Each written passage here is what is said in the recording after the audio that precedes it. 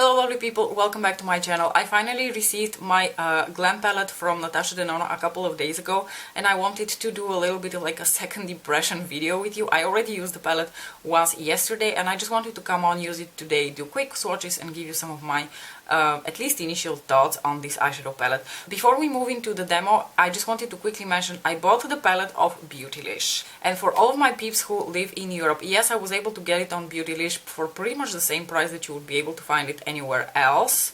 However, last time I gave a very glowing review to Beautylish, and the last two times I've had a really sucky experience with them. I ordered two brushes from Sonia G in the end of July and they arrived, I want to say, in the end of August. And I was like, okay, they made a blunder, no problemo, because what happened with the Sonia G brushes was I waited and waited and waited and they weren't shipping them. And then one day I received a message, oh, unfortunately we had some issues with our warehouse, so your order is experiencing a delay in shipping. And I was like, fine, sure. So it took a really long time for those brushes to arrive, and I attributed this to like a one-time blunder. However, when I ordered the glam palette, I ordered it pretty much on the day that they received them on Beautylish, and then it seemed like the palette had shipped very quickly. Within 2 days I already received a notification that it was shipped.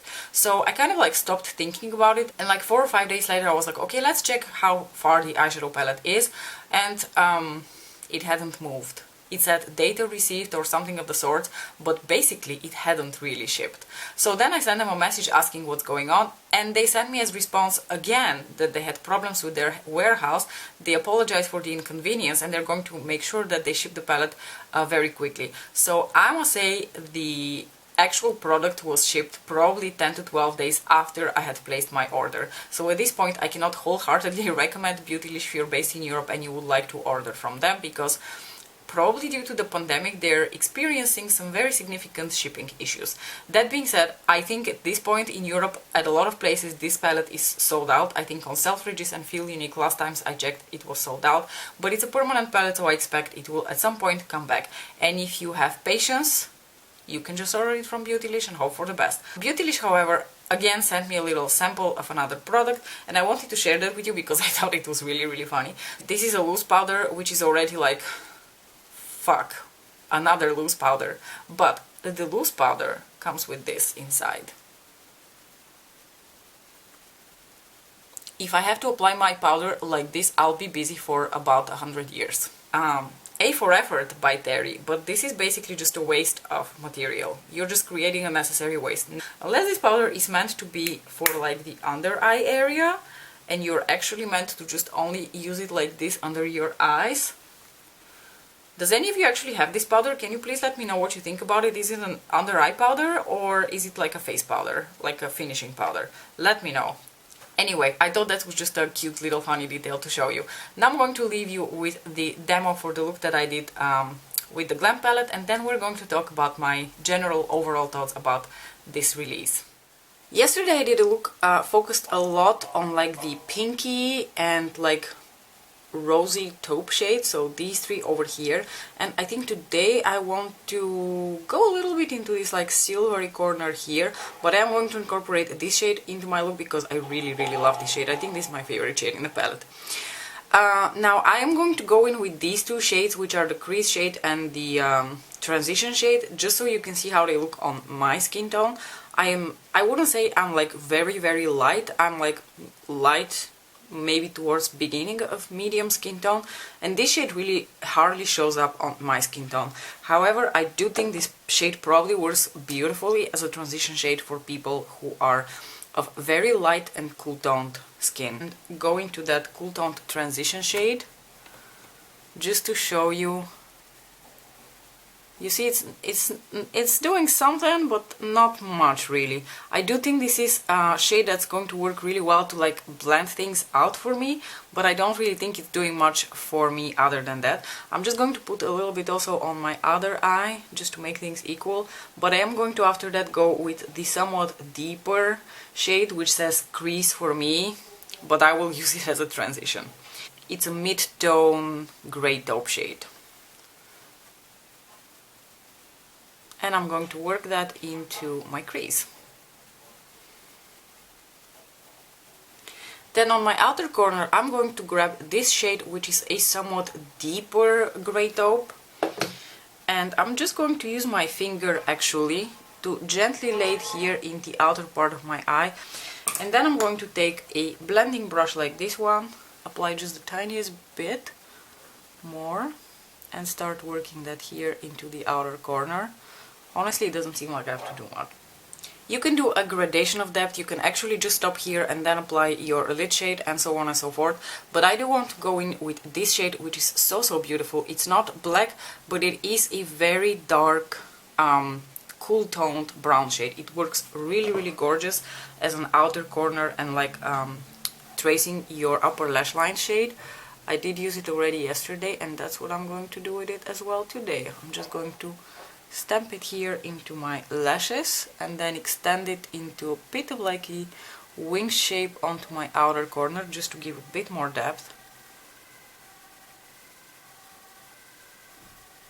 Next I'm going to take Pixie Epoxy from Firini. It is a glitter glue, and just apply the tiniest layer of that onto my moving lid. Next I'm going to grab this shade, which is like a silver with like somewhat like purpley lilac tones to it. It's a very interesting shade, and I'm going to apply that here towards the center of my lid.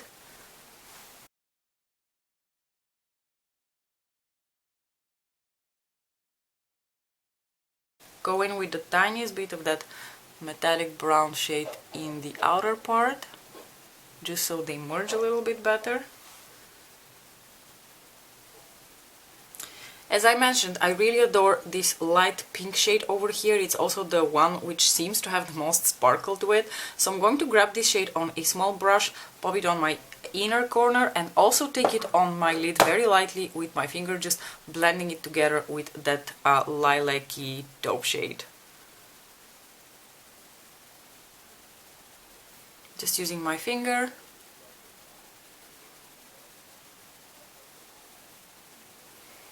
Using this very same shader brush, I am now going to go into the shade Smoke and apply that onto the outer corner of my eye here, just to get things going.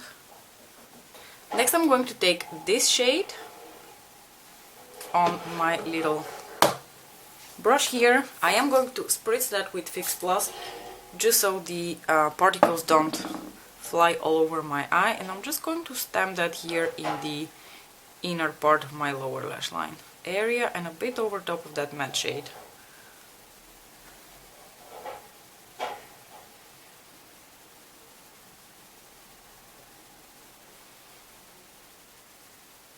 To finish off the waterline, I'm going to take this Kiko eyeshadow stick in the number 38. It is a light taupe shade.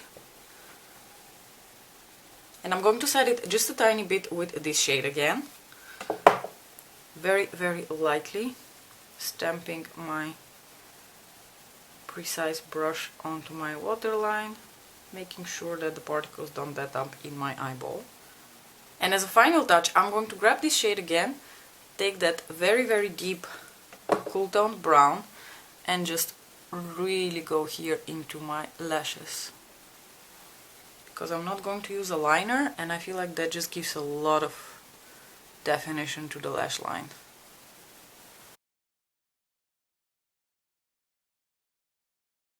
A couple of thoughts that I have about the Glam palette so far. This is a palette that is not going to give you a lot of warmth, glitter and sparkle and shine. So if that's what you're after, you're not going to find it in this palette.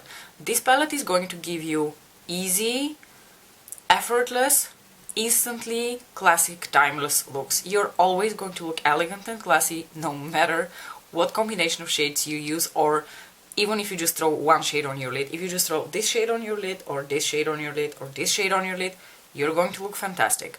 This is what this eyeshadow palette will give you. It is a solid, cool, neutral eyeshadow palette. It's not going to give you a lot of glitter though. That is something I just quickly wanted to throw in there. If I compare the Glam palette to her previous release, which is the Bronze palette, the Bronze palette still contained more variety of textures. So in the Bronze palette you had especially like these two shades here, the shades Silk and True Bronze, which fit very well with her more high shine, metallic, glitter, sparkle formula. You are not going to find shades like this in the Glam palette. I'm not sure how she herself describes these eyeshadows. Maybe I'm wrong and officially they are present in this eyeshadow palette, but not if I swatch them, use them. They just don't feel like that to me. I feel like the only shade that has somewhat more maybe sparkle to it is this pink one over here. The gold shade also seems to have a little bit more texture to it. I haven't used that shade yet, so I can't tell you. But at first glance, and just by using the palette already like twice and using quite a variety of different tones in it, I can tell you none of these shades have a very strong metallic sparkly finish to them.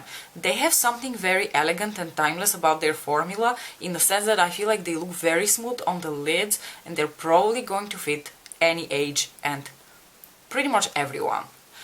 And that's probably what she intended with this palette. Now, I wouldn't be throwing this out there if I didn't know you guys. And knowing you guys, I wanted to make a recommendation. Just in case you bought the Glam palette and you were missing a little bit of that sparkle, if you grab your Midnight Sun palette or the repeat that we got in the Divine Rose 1 palette, it is this shade over here, which has a very cool tone to it, and I feel like would go very well with the Glam palette in case you wanted to add some sparkle and glitz to that. So let me just quickly demonstrate. I'm going to take this shade and just apply like the tiniest bit here on the center of the lid. I feel like if you really missed that sparkle and glitz in the Glam palette, you could easily add that with your Pat McGrath collection. And I wouldn't be saying this if I didn't know you guys, but I know you guys, and I know a lot of you have at least one of these two palettes, so you have this shade at least in one of your Pat McGrath palettes. That is just a small recommendation that I wanted to make. I'm going to show you swatches of each of the eyeshadows in this palette, but overall I would say don't go for this palette if you were expecting it to be her very glittery textured shades. You're not going to find those in this eyeshadow palette. This is more of a basic beige palette, which is also why I think she named the shades the way she did. A few thoughts about that. I know a lot of my fellow beautubers have been extremely pissed about the way she named the eyeshadows. In case you guys didn't know that, she basically just named the eyeshadows based on where you're supposed to put them, where their intended uses, and in addition to that, because of the little holes over here, it means that you can basically swap your eyeshadows any way you want. So if you're of my skin tone and you wanted to put this shade as your transition, you could just swap these two. You could just rearrange the palette any way you wanted to, basically. And if you have a deeper skin tone, you can easily rearrange the palette so that this shade comes in the, I don't know, transition or crease area, whatever floats your boat. I will say this much. I think the eyeshadow names are ugly, sure, but I don't think we should go out and be angry at Natasha Denona for naming the eyeshadows like this, just because it's inconvenient for us, because we don't know how to name them when we're making videos. Here's the thing, you guys. Newsflash. We are not the only people out there who purchase makeup. I know it's really shocking, and especially in neutral makeup. Your aunt, your mom, my friends, all of these people also like to buy makeup. They just don't buy it and follow the trends with such passion that we do. I would actually be very curious to see someday like numbers from companies, if those are even possible to collect in any sort of way, to see what percentage we really represent from the population, from their customer base. Like, do we, like, when this eyeshadow palette sells, what percentage of the people who buy it are actually like people who are like Instagram influencers or YouTubers? Like, do we even hit the 5% mark? So let's not get too full of ourselves. Makeup companies don't make makeup just for us. They make it for the regular Joe out there. And I already asked my girlfriends yesterday, because they were here yesterday and they both asked to see the eyeshadow palette live. And I asked them, how do you feel about the names? And they were like, well, it's interesting, but at the same time kind of convenient, because it's kind of like made for dummies. It's like an eyeshadow palette for dummies. A lot of my friends do enjoy wearing makeup. Most of them do not wear makeup or apply makeup at the same level that I do, and they often struggle with, where am I supposed to put the different shades? Well, there you go. Natasha is telling you exactly what to do with the shades in case you didn't know. So, yes, I think the eyeshadow names are ugly, but I don't really care about eyeshadow names. And frankly, if I think about the other Natasha Denona palettes that I have, her naming of eyeshadows has never struck me as being incredibly creative. You are not going to get at the level of Pat McGrath. I think Pat McGrath eyeshadows have fantastic names. They're just out of this world imaginative, but like no other brand has really blown my mind with the way they name their eyeshadows. So for me, how Natasha chooses to name her eyeshadows is like, whatevs, potato, potato. I'm not going to use it anyway. Normally when I show my videos to you guys and we do makeup together, I will sometimes use the shade names, but I will often just refer to what the color or the undertone or the duochrome of the eyeshadow is without ever mentioning its name, because I'm also not an encyclopedia. I don't know the name of every single shade of eyeshadow in my collection, and I frankly don't want to like consume that kind of brain power in order to be able to remember that. Nor do I care. I mean, if you have this eyeshadow palette and I just point to the eyeshadow, you know which eyeshadow I'm using. We don't have to be so nitpicky about the names. So I think YouTube should just chill. Yes, the names are ugly. Let's leave it at that. Let me quickly swatch the eyeshadows for you. I'm going to just mute through it. And by the way, we're gonna go in this order.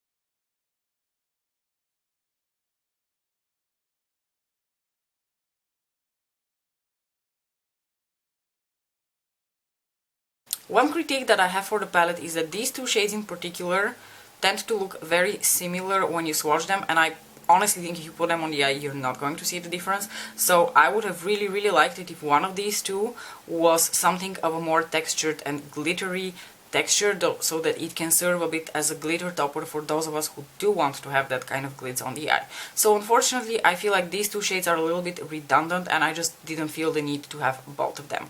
Other than that, I appreciate very much the really versatile undertones of this palette, because while it is a relatively monochromatic color story, once again, like with the bronze palette, you get a color story with different undertones in it. You get all these beautiful, like more pinky toned shades, you get the more silvery toned shades, you get a little bit of that silver moment going on here. Also with the mattes, you get a variety of different tones to choose from. I don't feel the need to have more mattes in this eyeshadow palette, because also a lot of these metallics have such a smooth formula that you can easily blend them through your outer corner and even through your crease. I know it's blasphemy that we use metallic shades on our crease, but it works, you know. I really like this deep grey brown over here. It is just such a gorgeous, unique shade. Overall, I'm really happy with my purchase. I think these two shades are probably the ones that I enjoy the most. What I really enjoy about this eyeshadow palette overall is how elegant, classy and grown-up it makes me feel. I think this is going to be a crowd pleaser, and I don't blame Natasha for releasing an eyeshadow palette like this around the holidays. I think a lot of people are really going to be into buying this palette either for themselves or as a present for somebody else. I rarely mention that because honestly, makeup companies at this point play the game at such a high level that I don't ever have issues with eyeshadows that like don't stay on my lid, so I never mention the actual like durability and longevity of the eyeshadows. But just so you know, yesterday, 14 hours after I had applied my makeup, before I wiped it off at like 11 in the evening, it looked pretty much like I had put it 10 minutes ago. I don't think this eyeshadow palette is going to be for everyone. I think if you're interested in it, you should know what you're getting yourself into. You're getting yourself into very neutral eyeshadows, you're getting yourself into eyeshadows which are going to be more of like a basic formula. They're not going to have a lot of like glitz and glimmer to them.